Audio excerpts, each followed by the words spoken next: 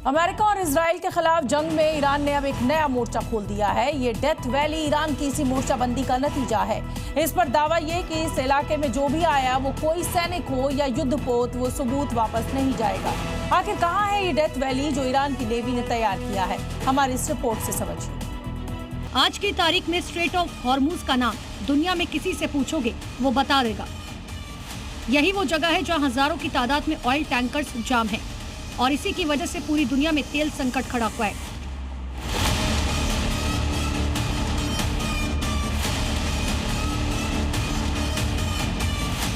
अगर आप इतना जानते हैं तो बिल्कुल सटीक जानकारी है आपके पास। ईरान के कंट्रोल वाला स्ट्रेट ऑफ हॉर्मुज ही वो समुद्री रास्ता है जिससे दुनिया का 1/4 तेल कारोबार होता है। अब सुनिए इससे आगे की खबर जो अब तक आपके पास नहीं पहुंची होगी। हॉर्मुज में ईरान का चैलेंज, घुसोगे तो धुआं धुआं कर देंगे। ईरानी सुप्रीम लीडर का ट्रैप, खाड़ी को बनाया मौत की सुरंग। ईरान का ये ट्रैप कितना घातक है अमेरिका और इजराइल के लिए, इसे आप इस वीडियो में देखिए। ये सुरंग जमीनी है जो स्ट्रेट ऑफ हॉर्मुज से बिल्कुल पास है। ईरानी नेवी की सुरंग, डेडली वेपन्स का जखीरा। ईरानी नेवी की तरफ से जारी ये सुरंग हॉर्मुज के पास किसी अज्ञात लोकेशन की है। ये वीडियो जंग से कुछ महीने पहले का है जिसमें ईरान की नौसेना ने अपने सबसे घातक हथियारों, डिस्ट्रॉयर्स और कॉम्बैट शिप की लाइन लगा रखी है। ये वीडियो बताता है हॉर्मुज की सुरक्षा के लिए ईरान ने पहले से ही तैयारी कितने बड़े पैमाने पर कर रखी थी। अब हॉर्मुज के जल डमरू मध्य में फाइनल प्लान देखिए। पूरे हॉर्मुज में बारूदी सुरंग, जंग में ईरान का आखिरी रास्ता।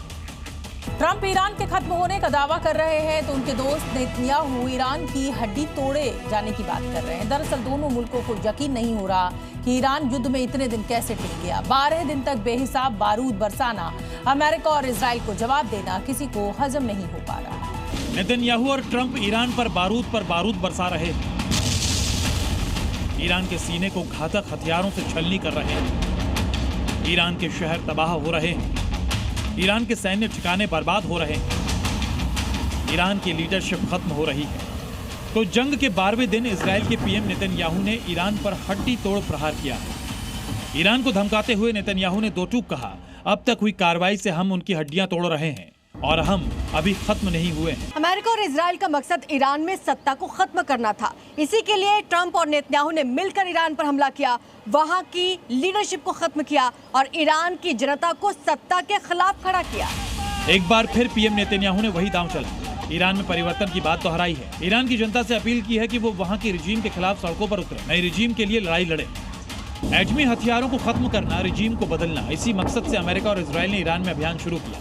पहले दिन से ही नेतन्याहू और ट्रंप ईरान में परिवर्तन का सपना देख रहे हैं तो ईरान के विदेश मंत्री उनके सपनों पर पानी फेर रहे हैं। अब्बास अराक्ची ने दो टूक कहा कि कामयाबी नहीं मिलेगी। महायुद्ध के 12वें दिन ईरान ने दावा किया है कि उसने इजराइल के अलग अलग शहरों के साथ साथ अमेरिकी ठिकानों पर बड़ा हमला किया है। हमले के साथ ईरान ने ये संदेश दिया है कि युद्ध में असली खेल अभी बाकी है, लेकिन इससे ठीक पहले अमेरिकी राष्ट्रपति ने संकेत दिया कि वो ईरान को बख्शने के मूड में नहीं है।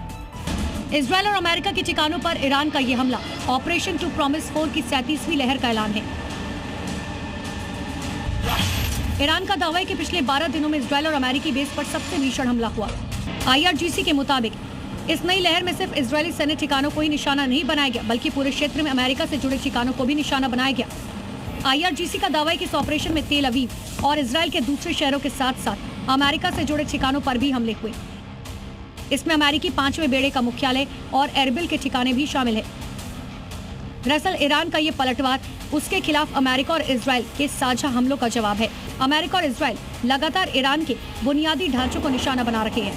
IRGC का ये लेटेस्ट अटैक उसके दुश्मनों को संदेश है, यानी ईरान अपने मिसाइल हमलों की तीव्रता को बढ़ाना जारी रखेगा। वो ना तो डरा है और ना ही उसके हथियारों का भंडार खत्म हुआ है। अब सवाल ये उठ रहा है कि युद्ध को लेकर ट्रंप का बयान कितना वजनदार है। ट्रंप कह चुके हैं युद्ध बस खत्म होने वाला है। ट्रंप के बयान के बाद ईरान का यह हमला ट्रंप को जवाब तो नहीं, क्या ये माना जाए कि जंग में असली खेल अभी बाकी है? ब्यूरो रिपोर्ट, जी मीडिया।